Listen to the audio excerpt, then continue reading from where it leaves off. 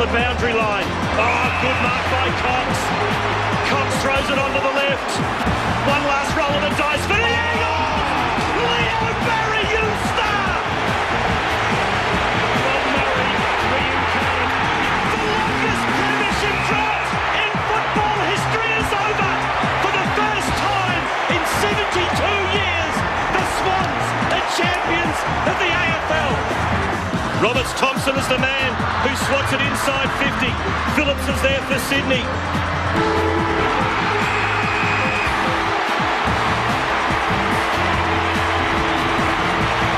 What an incredible game of Australian rules football. Cousins can't break. O'Keefe for Sydney. Glass and Hall at it again as they have been all night. The Swans have done it again. They have won a magnificent victory on hostile territory. The last 4 matches between these two outstanding teams have been decided by less than a kick, and there is nothing to suggest that tomorrow will be any different.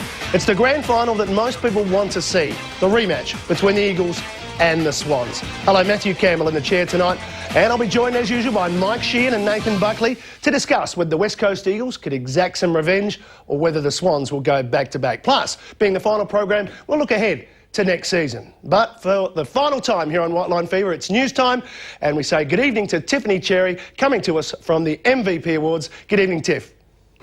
Thank you, Matty. Well, we already know who the umpires think was the best player for 2006, but who do the players themselves think was the standout for this year? We will find out soon enough. But first, to the main news of the day, and with less than 24 hours to go before the AFL Grand Final, there is still mystery surrounding the West Coast Eagles Final 22. Showing every precaution, the Eagles squad of 25 trained on the MCG this afternoon, with the concern still surrounding Daniel Kerr after he left the session early. While the Swans took the opportunity to have the afternoon off, the Eagles took the chance to have a final tune-up on the MCG on the eve of the big clash. And it was a crucial hour-long session, with David Wirapunda needing to prove one last time he was over his hamstring worry. He did it comfortably, but the big worry remains Daniel Kerr. He cut a lonely figure as he trained away from the main group, and everything he did do was very scratchy, well short of his usual silky smooth best. The give-up he's still nursing an Achilles problem in his right foot was evident when he finally tried to kick on his right foot, the effect obvious for all to see. But despite missing training on Wednesday and now this latest concern, the Eagles still want him to play even though he won't be at his best. Now that doesn't mean there won't be a late change. However, the Eagles aren't about to say too much so close to the first bounce. Well, there's always a chance, but unexpected at this stage.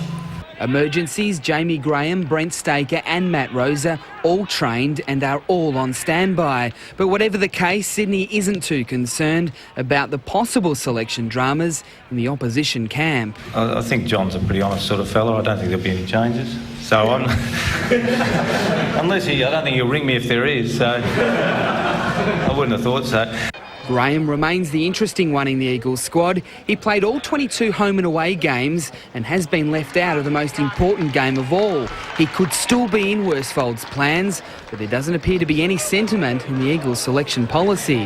That's obviously always tough, but there's players in every squad that have stories that resonate through the football club. Sydney's finals build-up has been seamless, except for the minor speed bump of Darren Jolly rushing down the morning after his teammates following the birth of his first child. But he's now with the team and it's all systems go, and typically without any fuss. I know I'm a dad now, and I know I've got a beautiful wife and a daughter back waiting for me, so I'm going to go, walk out on the ground on Saturday, very, very happy. My experience with guys that normally have children during the season actually gives them a real positive boost. I mean, it's an exciting time for him.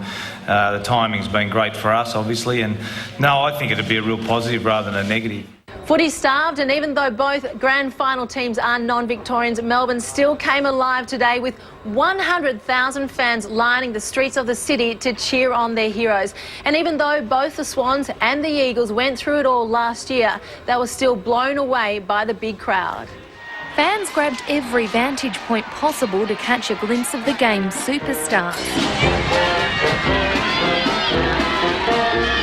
It's been a big week for Adam Goods, Brownlow number 2 on Monday, and he hopes a second premiership medallion tomorrow. Yeah, it's been great. It's just good to be finally getting to Friday, really. We finished the parade today, and then we just get back into the hotel, lock ourselves in there, and get down to the routine that we normally would go through. The Eagles ditched their security guards, their skipper telling fans they're still loved.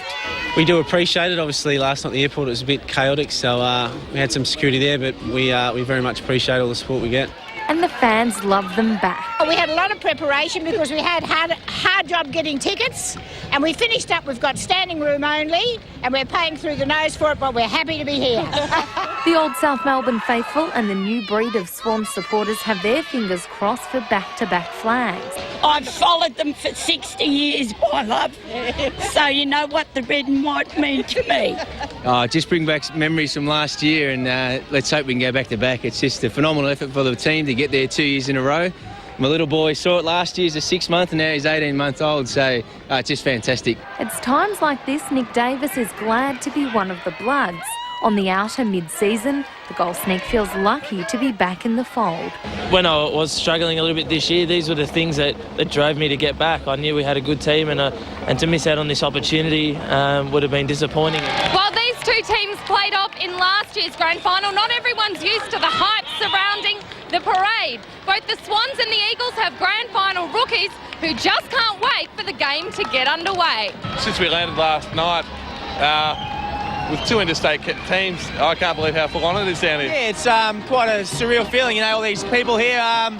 Just going to try and not let it get to me too much, got a job to do, and have everyone on the G today, and then hopefully have a good win tomorrow. And this is what they've all been waiting for.